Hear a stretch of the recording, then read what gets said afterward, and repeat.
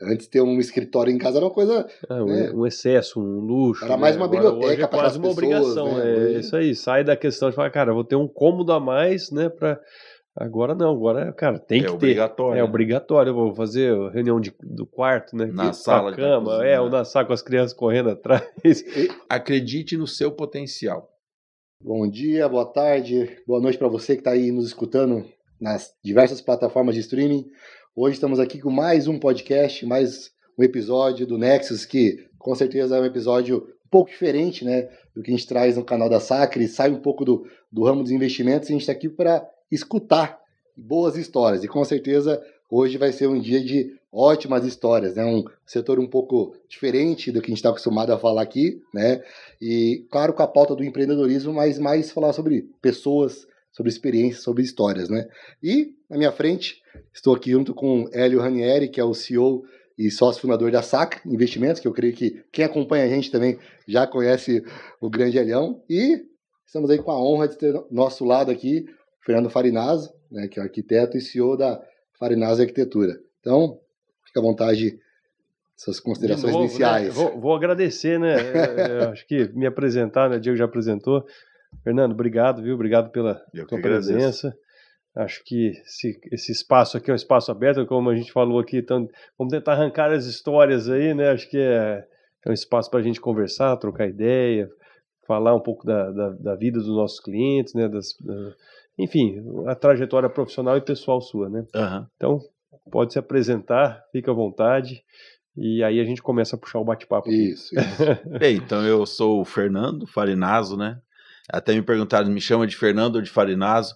Eu, assim, quem é da intimidade me chama sempre de Fernando, mas com o passar do tempo, assim, profissionalmente, muita gente me chama de Farinazzo, mas assim, eu, assim, prefiro ser chamado de Fernando, me considero, assim, mais íntimo da pessoa, mais querido, vamos dizer assim. Mais natural, né? Mais natural, que é o nome, né? Eu chamei de Fernando, então a gente já está num espaço mais descontraído, eu já tive essa liberdade. É ótimo. De Fernando, então. Bem, eu agradeço o convite do Diego, aqui do Hélio, para participar desse podcast. É o meu primeiro podcast, ainda está tão famoso os podcasts. No Brasil, não sei se está mundialmente isso, mas assim, no Brasil hoje está na moda, né? Ficar ouvindo podcast. E agradeço aí a oportunidade de poder, né? E o convite pela falar minhas coisas aqui da minha vida. Legal. Perfeito. A honra é nossa. Nós também não somos profissionais da área da comunicação, né? A gente está aqui realmente fazendo um bate-papo. A nossa área é, de fato, a assessoria de investimentos, né? E antes de a gente começar esse bate-papo, eu peço para você que está nos escutando, se inscreva no canal do YouTube, né? Nos siga, compartilhe esse vídeo aí com as pessoas queridas aí, com certeza vão ter histórias legais. E siga lá no @ nosso, no Instagram, TikTok e todas as demais redes sociais. Fernando, então vamos começar aqui falando um pouco da pessoa do Fernando, né? Então fala para nós aqui, quem que é o Fernando Farinazzo? A pessoa, como você falou, até o CEO, né? O arquiteto aí da Farinazzo.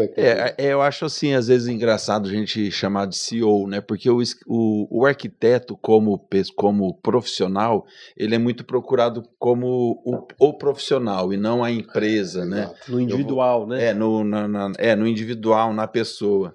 Então esse é vamos dizer, um dilema que muitos arquitetos vivem, que é quando você contrata, e principalmente que eu trabalho com arquitetura residencial, as pessoas são mais ligadas na pessoa, né? E não assim, eu contratei uma empresa para fazer o meu escritório de arquitetura. Não na gestão, né? Por isso eu comentei que seria um pouco diferente hoje de bate-papo, sai um pouco da gestão, entra mais no trabalho da pessoa. Né? Então assim, a gente vive, apesar que a gente tem um CNPJ, tem um escritório, tem pessoas que trabalham, né, como colaboradores no escritório, mas a gente tem um trabalho muito personalizado, né?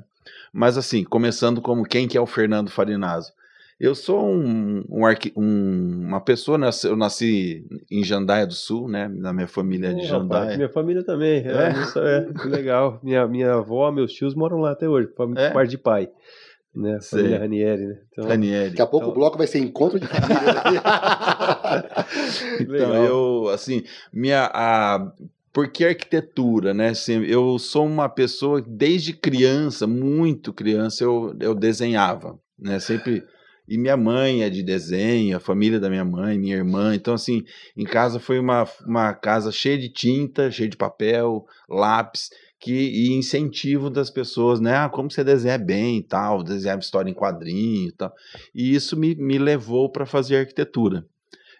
Isso me puxou muito o lado do desenho, sempre eu gostei dessa coisa de expressar graficamente aquilo que você está pensando. Uhum. E o arquiteto é muito isso, né? Então a gente expressa graficamente um pensamento que aquilo vai se transformar em realidade, né? Na verdade, é muito essa a função do arquiteto.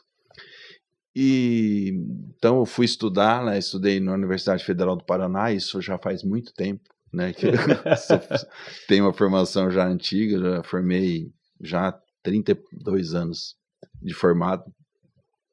E sempre minha vida foi dedicada à minha função de arquiteto, né? Sempre trabalhei nessa área, e tudo aconteceu tudo muito simples, natural, como as coisas têm que ocorrer, assim, nada foi muito difícil, sabe, nunca foi muito, né, e também nunca aconteceu tudo de uma vez, foi tudo passo a passo, ano a ano acontecendo, nada caiu do céu, e tudo foi trabalho em cima de trabalho e persistência, vamos chamar assim, em cima da persistência a gente conseguiu chegar onde eu tô hoje, né, que também não é nada assim grandioso, mas é mais do que eu até imaginei do que poderia ser.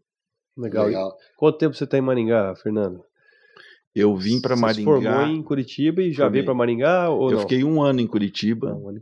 E eu vim trabalhar aqui em Maringá num escritório de arquitetura. Ah, que bacana. Saí de lá e vim para cá para trabalhar nesse escritório de arquitetura que chamava Gilmar Ferdinandi, que é um cara que eu aprendi assim, muita coisa com esse arquiteto, porque ele é um cara que assim, delegou espaço para eu trabalhar, né? Que legal. Então, para mim, foi bastante importante isso na minha vida. Bacana. O arquiteto, por natureza, ele tem que ser meio empreendedor já, né? Ele tem que começar, às vezes começa trabalhando num escritório, mas depois a tendência é mais ou menos essa, né? A pessoa vai formando uma competência, uma capacidade ali e acaba assim, o arquiteto, ele é vamos chamar de um profissional liberal, né? Sim. Que é o conhecido tradicional profissional liberal. Ele, apesar que eu acredito que a gente tenha que passar um período de formação trabalhando para alguém, porque por mais que você faça uma boa faculdade e tal, sempre é uma coisa na teoria, né? Sim. E o que você vai aprender mesmo é na prática, no dia a dia.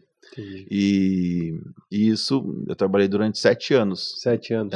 Como funcionário, e daí que a gente comecei a galgar a carreira solo. E já começou depois sozinho? Comecei sozinho. Ah, que legal. Comecei assim, tipo, do zero mesmo, nada. Eu vou até fazer uma adenda, que tem uma curiosidade, né? Acho que nem o Hélio sabe aqui. A minha sogra é prima do Fernando Farinazo, né? E aí, ele comentou desde quando era criança, de fato, eu já escutei algumas histórias, né? De fato, como a gente tá falando lá nos bastidores, o Fernando é um artista que desde criança já demonstrava, né? Ela deve ter contado os meus desenhos. Eu lembro que eu ia em Cruzeiro, que meu pai tinha propriedade agrícola lá em Cruzeiro, tá? E a gente ia sempre lá para Cruzeiro. E lá tinha muitos parentes lá. Aí eu falava, desenha aqui, mas eu desenhava e as pessoas ficavam em volta, ficava estranho, né? E eu era aficionado por gibi, eu amava gibi. Meu negócio era, eu gostava de gibi e desenhar as coisas que tinha no gibi. Cartoon. E um dia eu fui lá no Cruzeiro, falei assim, não tem um gibi para eu ler, né? Não tinha nada para fazer. A prima lá abriu uma gaveta, que eu nunca tinha visto tanto gibi na minha vida. Eu falei, porra, tudo que eu mais queria era ver gibi. E hoje acho que ninguém nem lê gibi, né? Não sei. E a turma ficava em volta, certo que você já tinha algum talento e o pessoal, você não sabia. Eu desenhava Cebolinha, Pato Donald, né? Coisas de tipo 5 anos, 6 anos, é coisa bem antiga. E ninguém te ensinou, foi meio nato, assim. Foi nada. Depois durante a faculdade, a gente aprende, né? As técnicas. A gente aprende a desenhar. Hoje em dia, não sei ainda se os arquitetos desenham tanto quanto na minha época. Manual, quer dizer, antigamente era manual. Porque assim, quando eu fiz arquitetura, não existia computador. A gente desenhava na prancheta, né? Prancheta, papel vegetal, vocês nem sabem, você sabe o que é isso. Eu já vi. Eu sou tão novinho, tô achando desenhava também, né? Com tinta nanquim, primeiro fazia o esboço a lápis, só que a gente fazia 3D, o 3D era feito na perspectiva, né, com ponto de fuga. Vocês, né? Então, eu lembro do ponto de fuga. Eu tive o desenho, só um pouquinho mais. E o meu primeiro... Puxa, assim, dá aquela impressão de 3D, né? É um 3D literal mesmo. Puxado na técnica do ponto da perspectiva, que chama. E o meu primeiro estágio eu fazia 3D direto. A gente trabalhava numa empresa de stand de feiras, de eventos, assim, e eu fazia os stands pro dono lá, que era arquiteto. Ele vendia e alugava os espaços e fazia a montagem do stand para a pessoa. Então esse que foi meu primeiro trabalho, e eu fazia 3D. Foi aí que eu aprendi a fazer muito 3D, e fazia muito 3D à mão livre e tal. E daí vem assim, o encontro com o desenho, né? Depois que veio o computador, que a gente faz desenho hoje, faz tudo no computador, né? Muito mais simples e melhor, né? Podemos dizer. Se tiver que ir para a mão, a turma não vai conseguir, não, né? Aí é difícil. Hoje né? A faculdade, que minha filha também é arquiteta, Ana Clara, e ela também, né, fazia 3D, assim, mas é uma coisa menos usada, porque daí você já entra para fazer no informatizado, né? Informatizado, tá, que é muito mais eficaz. Eu sou engenheiro, eu peguei a pranchetinha já na minha época, ainda tava. Você é engenheiro civil? Engenheiro mecânico. Mas eu tive a primeira semestre, se não me engano, disciplina de desenho técnico, né? Então tinha que fazer naqueles... que desenha mais peças, né? Exatamente. Daí você olha naquelas mas o desenho mais... Isométrica, isso. Já nem lembro mais. Faz tanto tempo que eu fiz engenharia que eu já não lembro mais. Você que está escutando, né, tenta contextualizar. O pessoal tá mexendo com a mão aqui, ó. Quem tá no YouTube tá entendendo um pouco mais do desenho aqui, né? Ai, meu Deus, é isso aí. Mas pegando até esse gancho, como você falou, né? Fala um pouco, foi para faculdade, Curitiba, veio para cá, trabalhou no escritório, né? E aí... Fala um pouco da Farinas Arquitetura. Qual que é o mercado, de fato, que vocês atuam, né? A empresa como vocês atendem de modo geral. Como que nasceu, né, a Farinaso? Como que foi essa transição, né? A Farinaso nasceu no meu quarto, da minha casa. Porque eu abri ela em 1997. No escritório na minha casa não tinha o CNPJ, né? Mas eu comecei como arquiteto autônomo, que o escritório estava uma época muito ruim, né? Não sei, 97, nem sei que crise que era aquela, diversas crises né? Mas estava um período complicado, difícil, pouco trabalho. Aí até que eu saí do escritório do onde eu trabalhava, também já estava um escritório um pouco menor. Era um escritório que fazia bastante prédio, fazia shopping, né? Trabalhei com tudo isso. E eu comecei a trabalhar do zero, começando um clientezinho aqui, outro ali, alguns que eram já ali que a gente já conhecia, e fui trabalhando, começando de pouquinho. Aí já logo no começo, fiquei ali 2 meses em casa, aí eu já aluguei uma sala comercial, que era na Paraná, ali embaixo. E foi galgando espaço pouco a pouco, bem devagar, bem assim. A minha família não era uma família assim representativa, que eu acho que ajuda muito, né? Você ter assim um hall de amigos, né? De muita gente, conhecidos, tal. Não era uma família, não era daqui, então eu não tinha parente nenhum. E comecei devagarinho, foi aumentando. Aí até que, né, uma construtora, passei a fazer bastante projetos para uma construtora, a Granado, que eu fazia bastante, e muita casa, né, aparecia muita casa para a gente fazer, sabe, o que tinha. O que aparecia, não tinha um ramo específico. Não tinha um ramo específico. Mais a demanda. Veio a demanda. A maioria dos arquitetos do Brasil fazem isso, né? Trabalham com o que aparece. Com o passar dos anos, que mais recente, vamos dizer de 10, 15, uns 10 anos para cá, que eu passei a fazer projetos de arquitetura residencial, de alto padrão, que é o nicho que eu trabalho até hoje. Então, esse aí começou aos poucos até eu falar assim, não, é isso que eu vou trabalhar. Por quê? Primeiramente, você ter a tua persona, vamos chamar assim, Perfeito. né? Você saber qual é o teu discurso, o que você tem que falar e para quem você falar. Porque às vezes você começa a atirar por todos os lados, né? Então a linguagem de uma pessoa que faz investimento imobiliário, que vai contratar um arquiteto, é uma linguagem diferente do arquiteto que vai atender uma casa de alto padrão. Tem que realizar um sonho, né? Totalmente diferente o objetivo. Totalmente. Né? Se você for me contratar como arquiteto, se for assim, olha, eu vou fazer uma reforma ali que eu vou instalar a SAC em determinado lugar. Eu vou ter um tipo de atuação com você. Agora, você, pai de família, esposo, vou construir uma casa, você tem outra postura. É outra... Né? É outra realidade. A tua preocupação, as suas preocupações são diferentes, o teu time é diferente, tudo bem diferente, assim, as pessoas atuando na sua... a gente diz que é assim, né? Você vai colocando as máscaras do dia, né? A máscara do arquiteto, a máscara do pai, a máscara né? Então, do profissional, e você vai atuando conforme você precisa. Então, assim, quando eu descobri isso, eu fiz muito curso, né, fora, né, não só curso de arquitetura, mas curso de autoconhecimento, de relações humanas, né, fiz muita coisa. Aí você descobre o teu discurso, né, vamos dizer, principalmente na internet, quem você vai atrair para poder te contratar. Então, daí que veio a vontade e a necessidade e também a tua simpatia, né? Aquilo que você vai fazer, aquilo que te agrada. Sim. Né? Às vezes até o que você é bom, né? Sim, naquilo que você se supera, vamos dizer assim, né? Isso. Então, eu acho que as pessoas procuram trabalhar dentro daquilo que se sente confortável, né? Legal.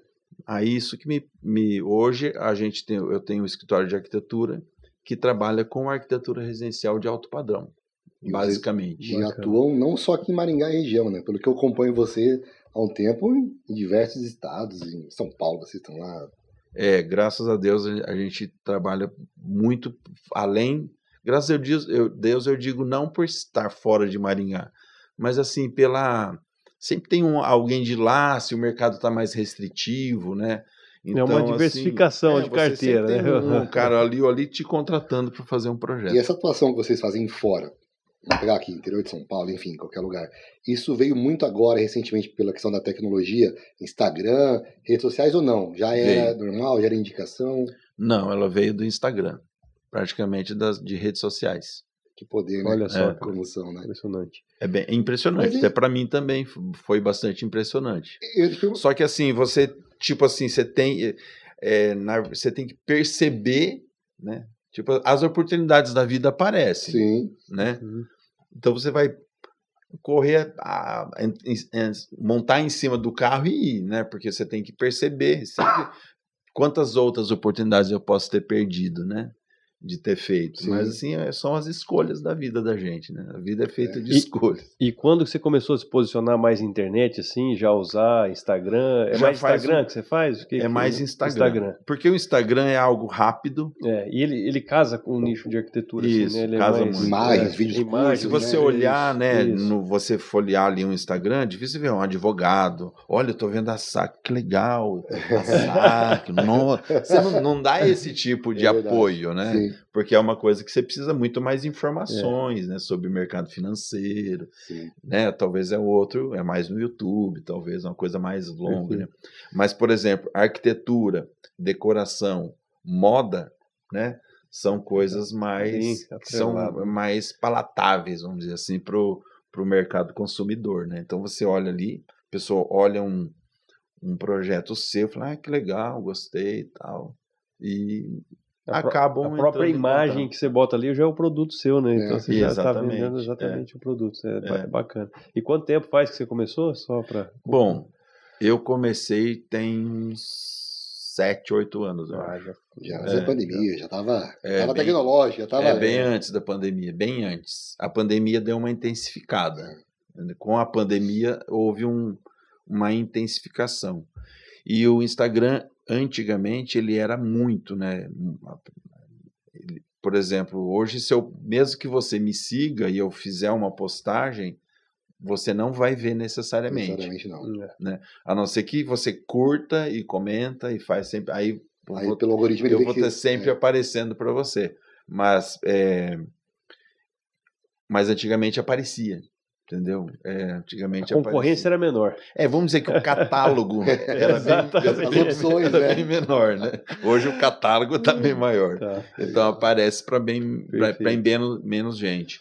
Mas para mim aconteceu algo, como eu descobri o marketing digital, foi algo assim meio inesperado. Não existia o Instagram ainda. Tinha blog. Então, por exemplo, eu vou fazer uma casa, vou descobrir sobre escada, por exemplo. Aí esse dia tá lá, escadas. Aí aparecia várias imagens de escadas e você fala, gostei dessa, que eu tô pensando em fazer a escada da minha casa. Aí aparecia, sei lá, uma escada, era do blog tal. E eu sempre via um blog lá que eu aparecia. Aí um dia eu mandei um projeto meu para esse blog. Sem postam, eu vejo aí, vocês nunca postam nada aqui de Maringá. A moça respondeu no mesmo dia assim, eu também sou de Maringá, tal, a menina lá. E ela postou, mas aquilo virou tipo assim, fizeram até fotonovela da casa. Tipo assim, a pessoa apareceu em tudo quanto é lugar. Essa casa que eu mandei para o blog. Uhum. Porque as imagens se multiplicam, né? O cara vê o blog, posta aparecia até aquela casa como fake de uma imobiliária que estava vendendo. Entendeu? O cara falou assim, vende-se mansão no Rio de Janeiro. E não era, entendeu? Mas o cara põe ali só para... O cara pegou a imagem para poder chamar atenção. Para chamar atenção. Aí fizeram uma fotonovela. Cheguei na minha casa e pulei na piscina. Aí apareceu a foto da piscina. Então, coisas assim, sabe? Então, aparecia milhares.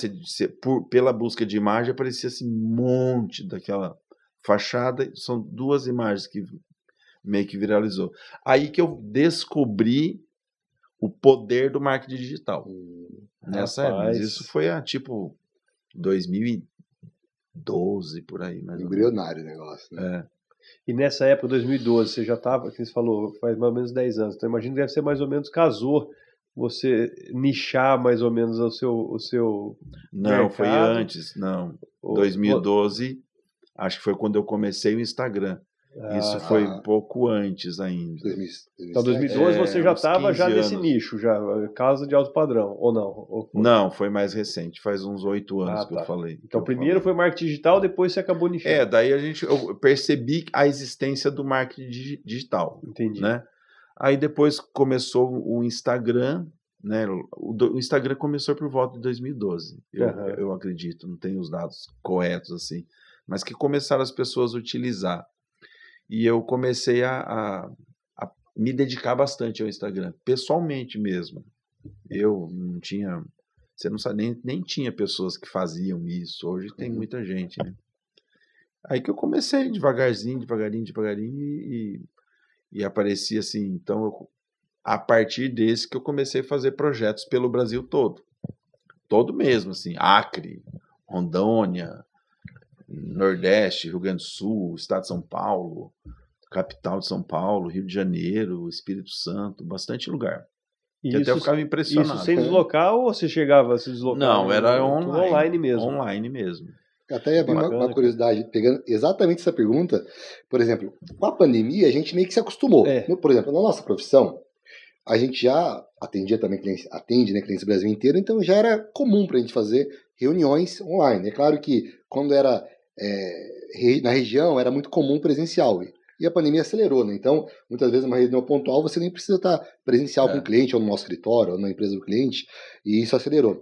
Mas eu penso assim, quando você vai fazer um projeto, né, de uma casa e tal, dos seus sonhos, eu penso, pelo menos eu sou muito assim, pessoal, pegar na mão, conversar. Como que é essa experiência? Sinestésico, né? De fato, você me falou, não importa, do Acre, do Nordeste, no Rio Grande do Sul, a pessoa te conhecer através de um blog, ou mais recentemente no Instagram, e fazer todo um trabalho online, né? É um trabalho diferente? Não, dificuldades? Curiosidade mesmo. É um pouco diferente, vamos dizer assim. Na verdade, você tem que fazer um trabalho... Primeiro assim, ninguém liga para você e fala assim, olha, eu quero... Ninguém te liga às cegas e fala assim, eu quero que você faça um projeto para mim. Sim. Existe uma pesquisa da pessoa de conhecer o seu trabalho, né, verificar lá o que você faz e vai ter um primeiro contato. Já teve gente que veio aqui, me contratou vindo aqui no meu escritório e tal, um cara, vamos dizer, mais criterioso. Já fui também, né, já fui lá em São Paulo para ser contratado para fazer um projeto, mas a pandemia rompeu um pouco essa barreira, né? Então, o que eu digo? Que existe uma insegurança do cliente te contratar alguém de longe para fazer isso, né? Mas, por isso, você tem que ser claro o suficiente e ter né? Na verdade, eu já tinha um histórico, eu já era um escritório já conceituado, robusto, já tinha já um trabalho, um histórico, né? Para poder apresentar para a pessoa. Porque senão eu acho que as coisas podem ser mais difíceis. Então, existia toda essa troca de informações para a pessoa poder se sentir confortável e poder te contratar. Mas, assim, o projeto que a gente faz ele de uma determinada qualidade que a pessoa, seguindo o que está no projeto, ela vai transformar aquilo numa coisa real. Literalmente, eu tenho casos de obra que ficou exatamente igual ao projeto, exatamente igual ao 3D, que você coloca o 3D e a casa, você põe um do lado do outro, que eu nunca fui. Aí o que vem? Que a pessoa, o cliente, que ele é o empreendedor, ele tem que ter visão suficiente, que não basta só um projeto de arquitetura. Existe a construção. Então, ele tem que contratar um bom mestre de obra, uma boa construtora, um bom engenheiro, para executar aquela obra. Aquilo ali, né? Porque não adianta assim, tem a receita do bolo. A receita do bolo é o projeto. E depois tem o bolo pronto. Se a cozinheira não for boa, o bolo não vai ser bom, né? Então assim, eu pego aquela receita, faço um bolo, pode ser que dê errado, eu deixo um pouquinho a mais no fogo, sei lá, põe, né? Então você erra alguma coisa que o bolo não fica bom. Aí é a mesma coisa do projeto arquitetônico. O ideal é que ele fique igual ao projeto. Intercorrências acontecem, mas a gente tem ali as soluções, né? As que você tem que dar, o pós-venda que a gente dá durante todo o suporte durante toda a época de execução da obra. Legal. E pegando esse gancho, fazendo até um paralelo com a gente aqui no nosso dia a dia dos investimentos, qual que é a importância de você, como o arquiteto, conhecer o perfil do cliente? É essencial. Não tem como um arquiteto não conhecer o cliente. Não tem bom resultado se não tem essa sinergia. Não tem. Não existe. Já aconteceu de eu falar, por exemplo, uma empresa me chamar para fazer um projeto. Eu preciso fazer um projeto tal. Eu preciso falar com o dono. Não adianta eu falar com o diretor, por mais que ele seja ali, né? Quem vai tomar as decisões desse projeto? É o dono. Então eu vou falar com o dono para a gente poder avançar nesse projeto, entendeu? Não existe isso. O arquiteto, como essência de profissão, ele conhecer o cliente. É um dos princípios básicos da arquitetura. O briefing, né, que é a primeira coisa que a gente faz com o cliente, é saber tudo aquilo. Perfeito. Como que você funciona na sua casa, você recebe amigos, você cozinha, tem empregada, não tem. Cada um tem uma necessidade, uma demanda, né? E até nesse mesmo âmbito, né, Diego, uma pergunta que é meio polêmica, assim, que às vezes você já chegou a recusar algum cliente, por exemplo, não, ó, cara, não vai dar, não tá batendo aqui as ideias. Demitiu o cliente, né? Demitiu o cliente, né? Essa é uma palavra feia, demitiu o cliente, mas às vezes o pessoal fala, né? A gente já teve casos, né, de clientes às vezes querem fazer uma operação que a gente não está acostumado ou que a gente não consegue atender a demanda dele e assim, fala, cara, eu vou perder, né? Se não seja no começo, vai ser no final. Então, não vamos seguir daqui para frente. Já teve algum caso? Olha, assim? já teve, sim. Já? Inclusive, já tem mais comum da gente recusar projeto por conta do estilo que a pessoa quer fazer, né? Porque, assim, durante Perfeito. Eu tenho, vamos dizer, 30 e poucos anos de carreira como arquiteto. Então, você vai criando... Uma identidade, né? Você vai criando uma identidade, um traço, e na verdade a gente pode chamar de verdades, né? Então você vai criando aquilo que você acha que vale, que é verdade, e aquilo que pra gente não é uma verdade. Então você vai criando uma metodologia de trabalho, aquilo que você acredita que é bom, aquilo que você acha que não é bom, e você vai criando a tua personalidade. Legal. Só que isso, né, que você falou, vou recusar, a gente... quando que você pode recusar, né? Porque lá, quando você está no começo, você não pode. Então você meio sapo e vai, né? Você vai se sujeitando a fazer o melhor possível com aquilo que te é oferecido, né? Até o momento que você chega a um cliente que te dá liberdade, realmente acredita naquilo, no teu potencial, na tua, vamos chamar, autoridade que você tem perante aquilo que você foi contratado, e você realizar o melhor trabalho possível. Nunca existe o melhor trabalho, a gente faz o melhor trabalho possível. Né? Perfeito. Porque sempre tem as restrições, tem, vou pintar isso aqui de preto, o cliente, mas eu não gosto de pintar de preto, não pode ser um cinza, então você vai meio que fazendo, porque o cliente que vai morar ali, né, existe esse estigma de fazer, mas eu faço tudo do jeito que o cliente quer. Mas, na verdade, eu acho que nem o cliente quer isso, né? Eu acho que o cliente quer que você faça o melhor, lógico que tenha a personalidade, o gosto e tal, mas que tenha a tua cara também. Se ele procurou você, porque, como você falou, você tem já essa marca, claro, os traços, né? Como você deu a base. Claro que você vai tentar suprir as necessidades que ele te passou, a ideia que ele precisa, né? Cada um tem uma necessidade de casa, mas ele quer também essa identidade, senão ele mesmo ia fazer um traço, pegar na internet o projeto pronto e adaptar para ele. Até né? eu tive um cliente que me contratou da Espanha, né? E a casa tá lá construída. Internacional, é diferente. O cara lá falou, ele chamava Diego, inclusive. Ele ligou lá um dia falando espanhol, né? Eu não sei nada. Agora, depois de tanto ouvir, a gente vai... O espanhol é fácil, né? Então, ele me conta como que ele fez. Ele pegou uns prints né? Viu o meu trabalho, se identificou com aquele trabalho e falou, olha, eu quero algo mais ou menos assim. Fiz um álbum, um composite pro arquiteto dele lá da Espanha. Só que o arquiteto dele não era eu.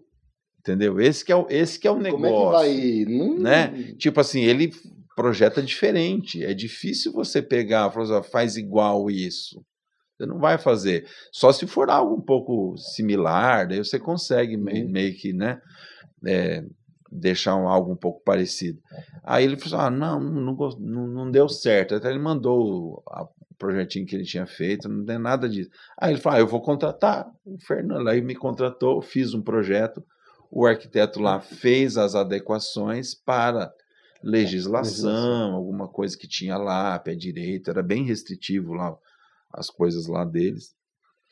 E tem que fazer tudo em espanhol, né? Fez todo do jeito que eles precisam lá para aprovar na prefeitura, executivo e tal, e a obra está pronta.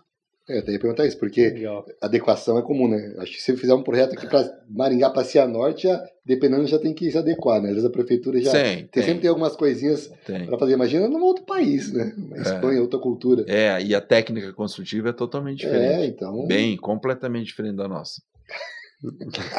Foi um desafio. Imagino. Foi um desafio para nós. Não deve ser nada comum. Foi um pouco difícil até, porque é bem diferente. Tipo assim, Por exemplo, não tem caixa d'água, um exemplo. A cobertura é diferente. A estrutura.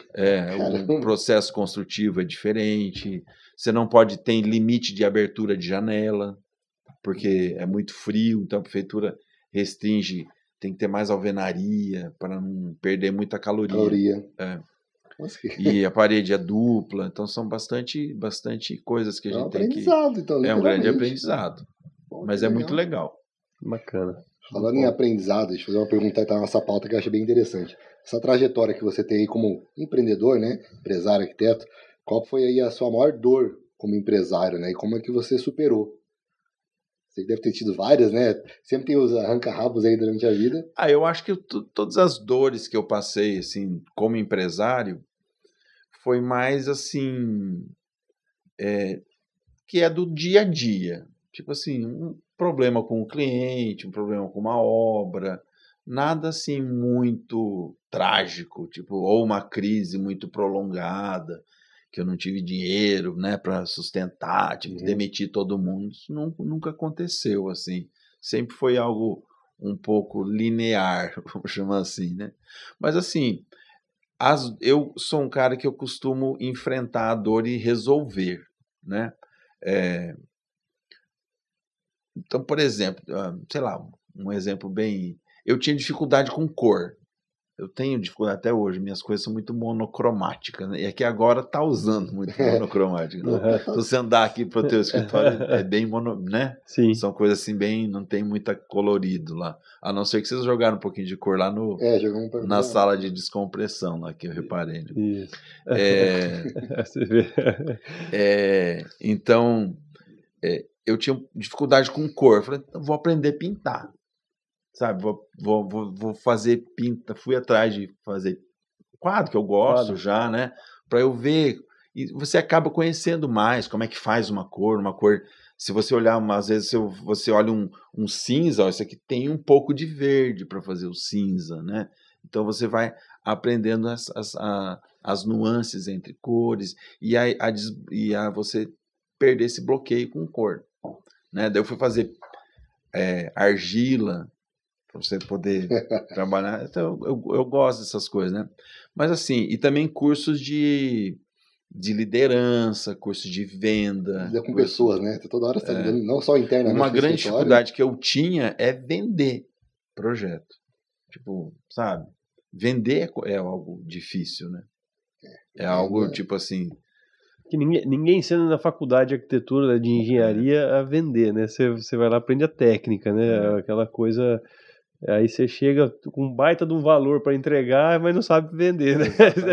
Aí você fala, pô, mas esse cara cobrou tão barato, rapaz. Aí você tem vergonha de falar né? Quando você tá lá no comecinho, né? Vergonha de falar o preço, será que é muito, será que é pouco, né? Então você fica meio... Aí você tem, como é que vende? Assim, o cara vai lá e te ensina. Se bem que, às vezes, o que você aprendeu lá não é o que você usa no teu dia a dia, né? Sim. E hoje quem faz a negociação é você? Sou eu. É você? Ah, legal. Está no período que está bom de preço? Os grandes escritórios... O que você falou? Tem desconto. Está no período que está bonzinho do preço? Estou precisando conversar com você. Tá no período bom de preço. Então tá bom. Fazendo uma liquidação. Essa semana. Até hoje, dia 31. Fecha mês, né? Para eu cumprir a meta do mês. O que eu estava falando? Sobre vendas, né? Isso. Eu perdi o raciocínio. Perdi o raciocínio. Você que fez uma pergunta pro... Não, eu perguntei da questão de se era ele que fazia a negociação. Isso, né? Eu estava na negociação. Isso. Os grandes escritórios de arquitetura, às vezes, tem um cara para negociar. Comercial. Um cara comercial. Para negociar preço de projeto. Mas o cara tem que estar bem assim, eu imagino isso, né? Que tem que estar bem no topo. Porque, na verdade,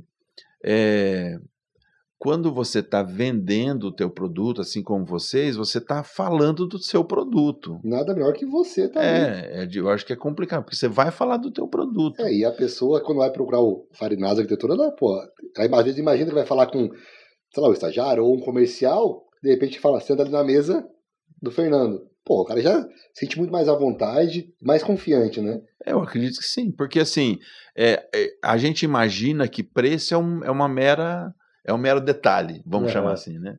O preço é um detalhe. A pessoa não compra o preço. A pessoa compra o que você está oferecendo para ela, né? Perfeito. Aquilo que ela se bateu, o gosto, o teu jeito, né? O jeito de você conversar com a pessoa, tal, tudo que você vai oferecer, tá, e o preço? Aí sim o preço. Ah, tá bom, o que você está me dando de preço tá equivalente com o que você está me oferecendo. Beleza para mim. Então, porque, principalmente na minha área, o preço daquilo que o cara vai investir é muito pouco, né? A porcentagem do que ele vai gastar com o projeto é muito pouco perante ao que ele vai construir, né? Esse é o nicho, né, de casas de alto padrão, né, altíssimo padrão, realmente o projeto é uma fração ali, né? Ele vamos dizer, o ideal é que fosse 5%, né? Mas no mercado não chega a isso, né? Entendi, legal. Quer perguntar alguma coisa? Não, eu vou seguir aqui, pensando justamente essa parte mais de empreendedorismo, sei com a sua experiência. Fala agora do cenário onde você está ali, né, no mercado, né? Quais são os principais desafios do mercado da arquitetura hoje? Porque realmente a gente falou de Instagram, tecnologia, modernidade, com certeza um monte de profissionais formando, mas qual que é a dificuldade principal que você enxerga no ramo hoje da arquitetura? O desafio? Eu acho que a gente tem que separar o mercado de arquitetura em vários, né? Eu atuo no mercado de arquitetura de projetos, né? Então a gente falando e também o mercado de projetos de arquitetura, ele é muito vasto. Eu posso ser paisagista, eu posso ser urbanista, eu posso ser arquitetura de interiores, posso ser arquitetura de casas, posso ser de edifícios, hotelaria, shopping, e aí vai. Entendi. Então é um mercado muito grande. Na minha área, que é a arquitetura de alto padrão, ou de médio padrão, casas de, vamos dizer, podemos chamar de casas de condomínio, vamos chamar assim, né, que meio que nivela um padrão. Legal. Eu poderia dizer que um grande desafio é você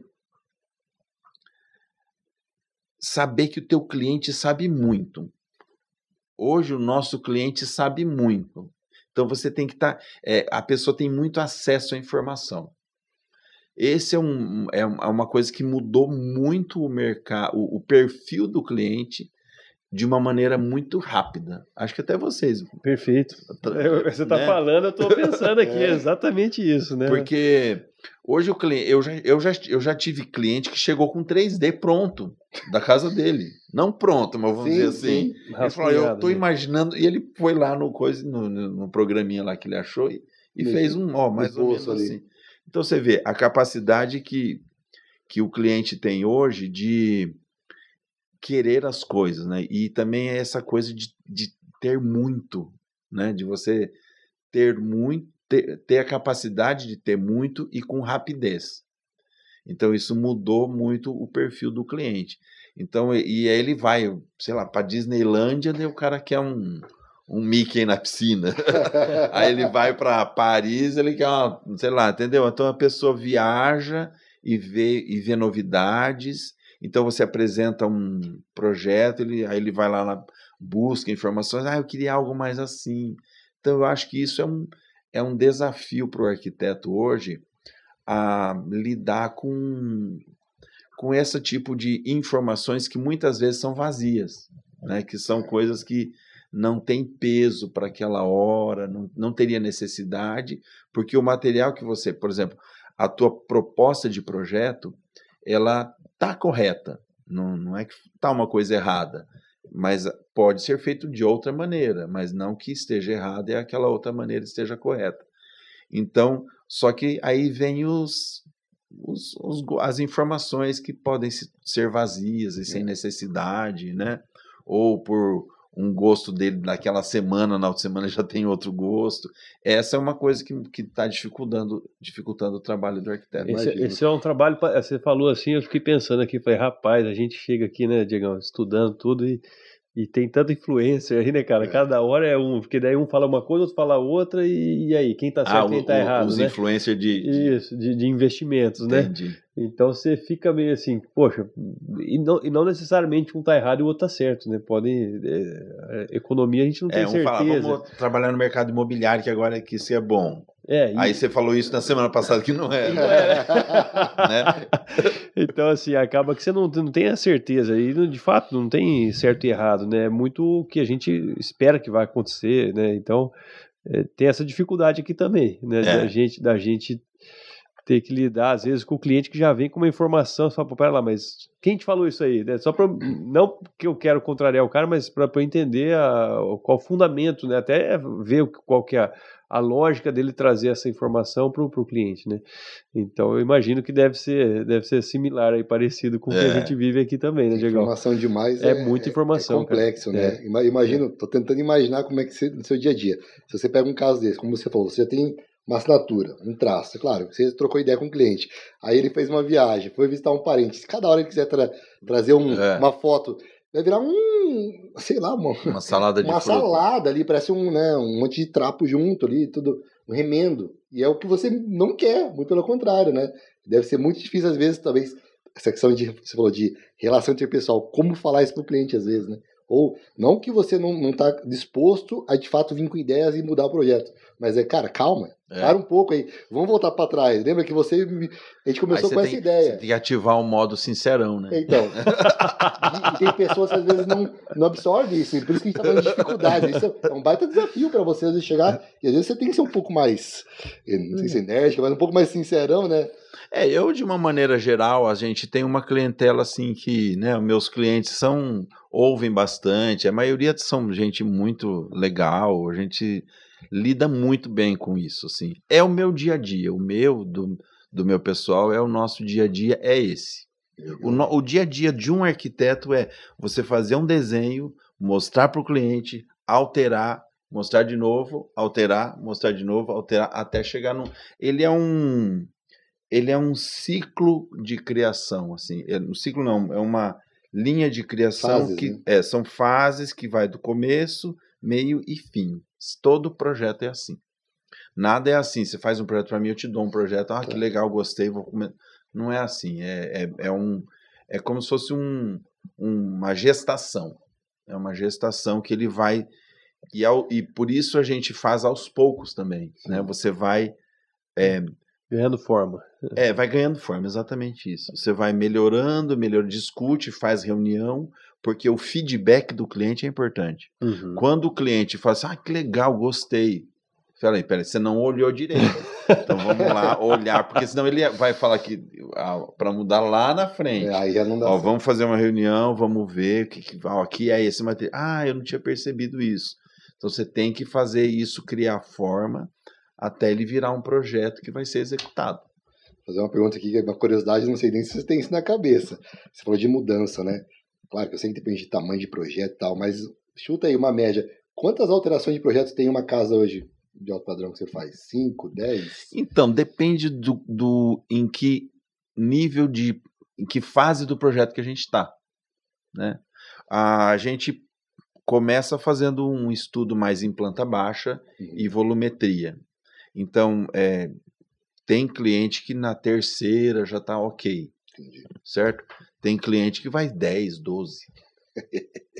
E quanto mais alto o padrão, mais tende a ter mudanças. Legal.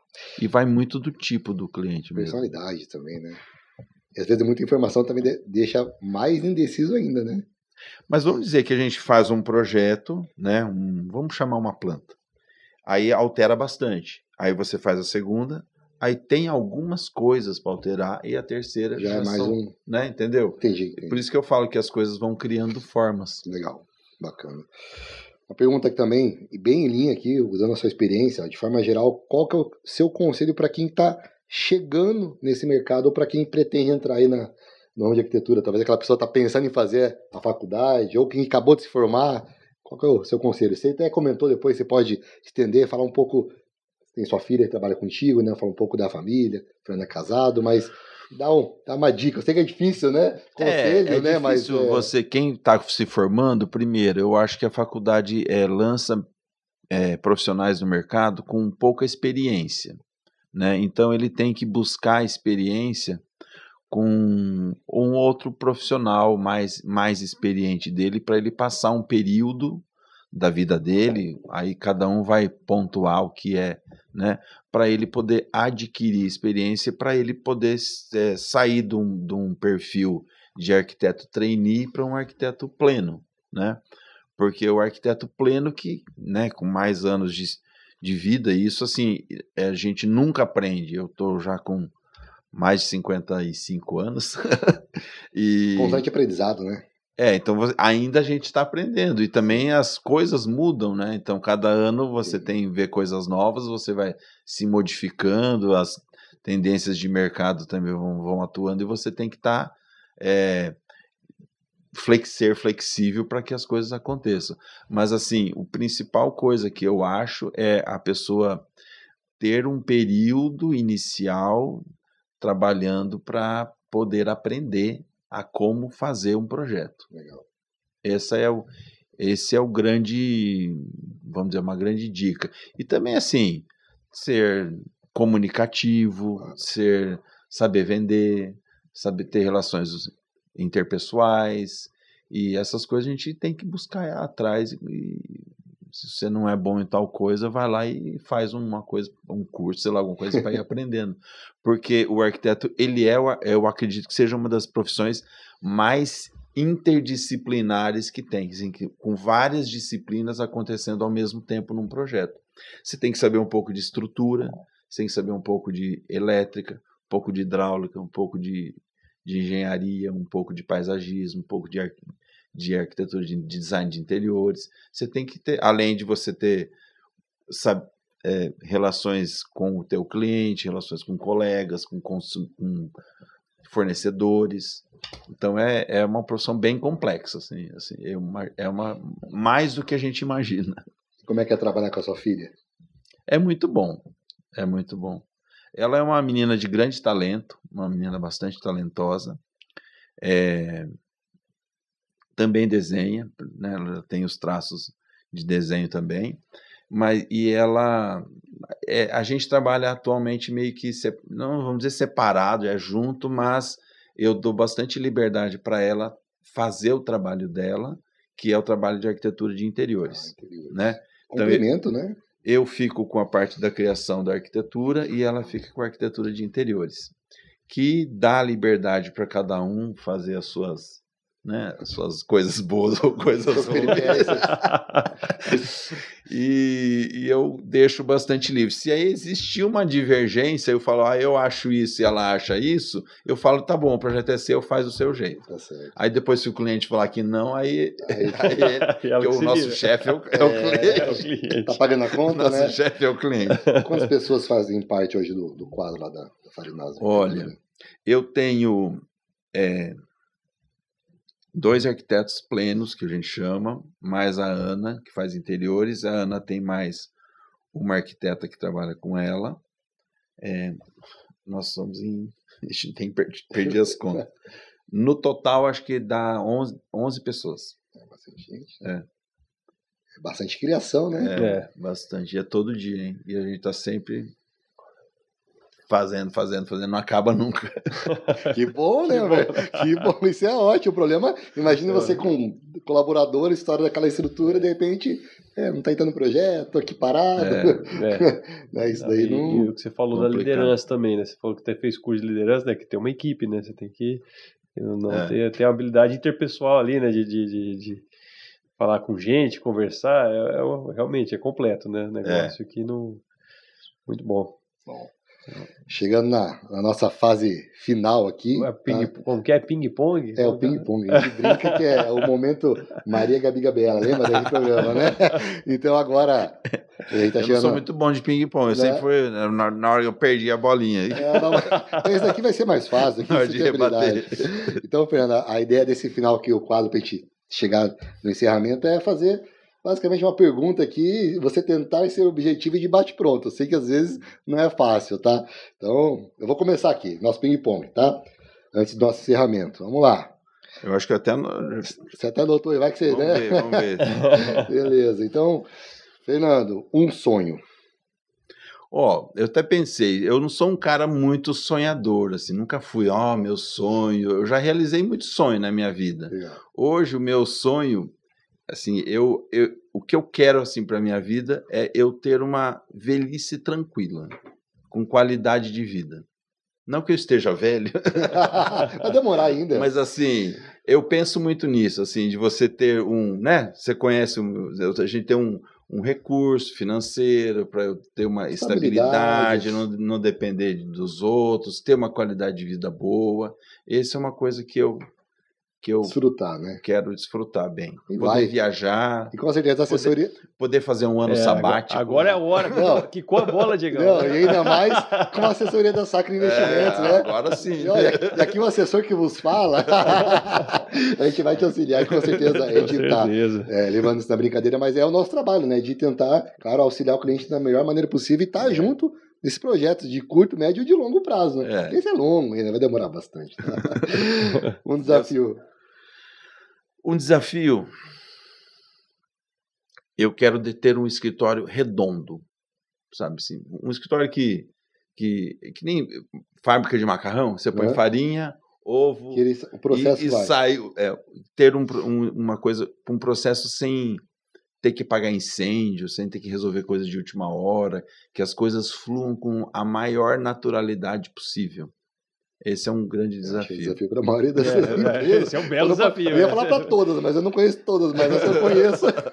Algumas estão com uns probleminhas um pouco maiores, problemas menores, mas sempre tem as travas, né? A minha área de arquitetura, normalmente, e engenharia também, assim, que mexe com construção, é algo muito complexo. Né? São muitas disciplinas que eu falei, né? Então a gente tem que saber muita coisa, resolver e ser muito assertivo. Você tem que fazer coisas muito assertivas. Então, que as coisas aconteçam assim.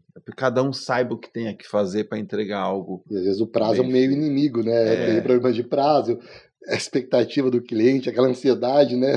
O prazo é complicado. Beleza, vamos pro próximo bate-bola aqui. Um fracasso. Cara, esse negócio do fracasso é complicado, hein? E eu falo que a gente tem uns fracassos assim meio que diariamente, sempre você tem um. Eu não me vejo que eu tenha tido durante a minha vida um fracasso. Uma aprendizagem. Né? Eu acho que grande. Eu sempre tenho pequenos fracassos durante a minha vida, né? Mas algo que tenha me marcado, assim, nossa, fiz tudo errado, deu errado, não é nada disso.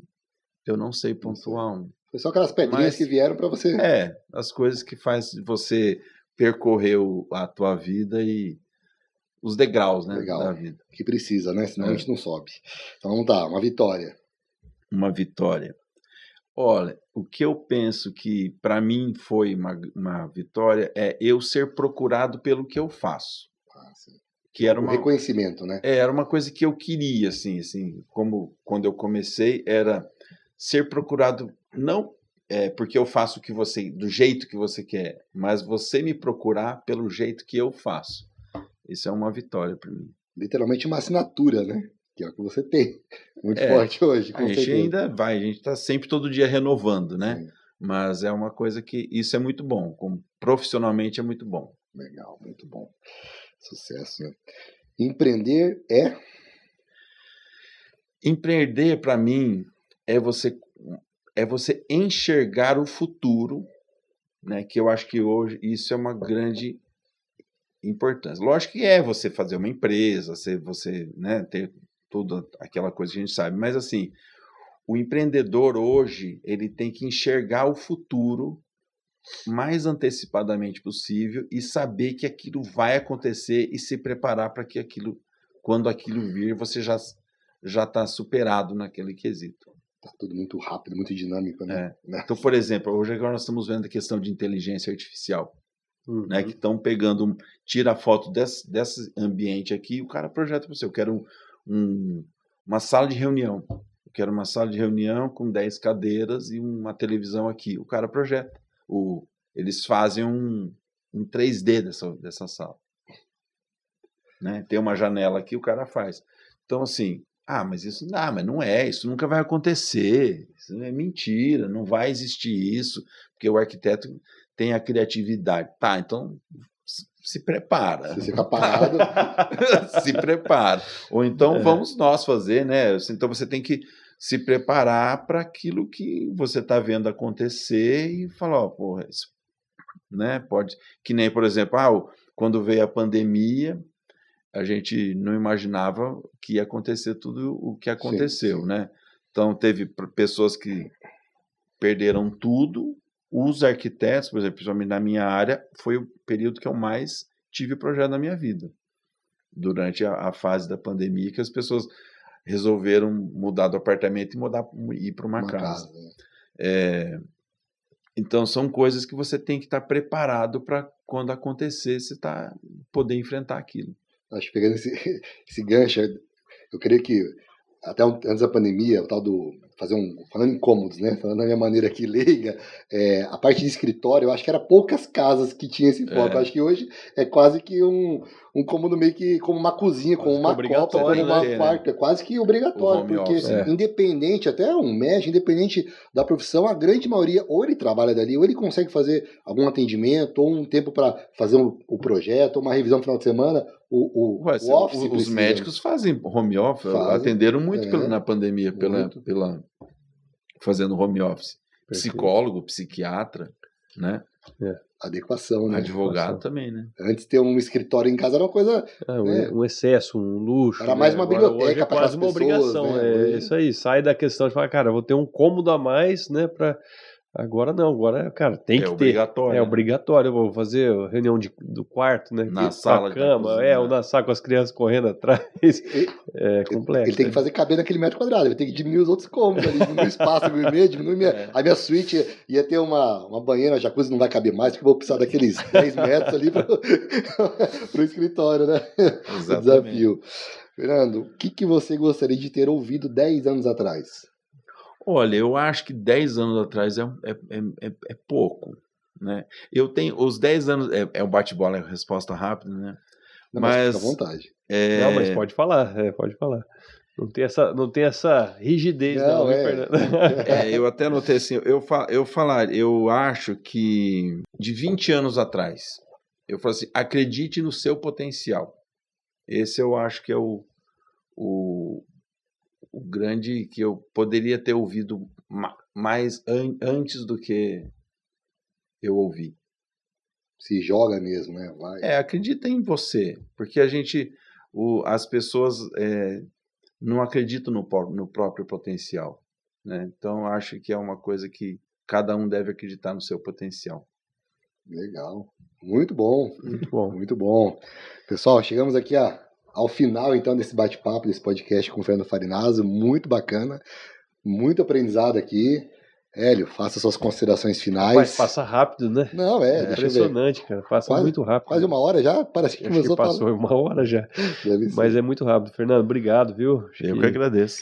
É um prazer, né, receber nossos clientes aqui, as pessoas parceiras nossas, né? Diego, obrigado pela condução aqui. E que Deus abençoe seus projetos, né, sua vida, sua família, e conte com a gente que estamos aqui para entregar todo o serviço, todo o trabalho aqui, né, Diego? E sempre que tiver uma oportunidade nova aqui, a gente vai te convidar, espero que você aceite o convite de novo. Imagina, eu que agradeço a oportunidade de poder falar um pouco sobre mim, sobre o meu trabalho, conhecer mais o pessoal aqui da Sacre. Foi muito bom e é sempre bom a gente estar repartindo aquilo que a gente aprendeu e ainda tem para aprender, e agradeço a oportunidade. Nós agradecemos, foi um grande prazer, né? Pessoal, siga a gente nas redes sociais, se assim como o nosso amigo e cliente Fernando, você também ainda não tem conta, né, na Sacre via BTG, nos procure, que a gente está aqui para fazer a melhor assessoria e ajudar nos projetos futuros, né? Claro. É isso aí, vamos ficar por aqui. Obrigado, até o próximo.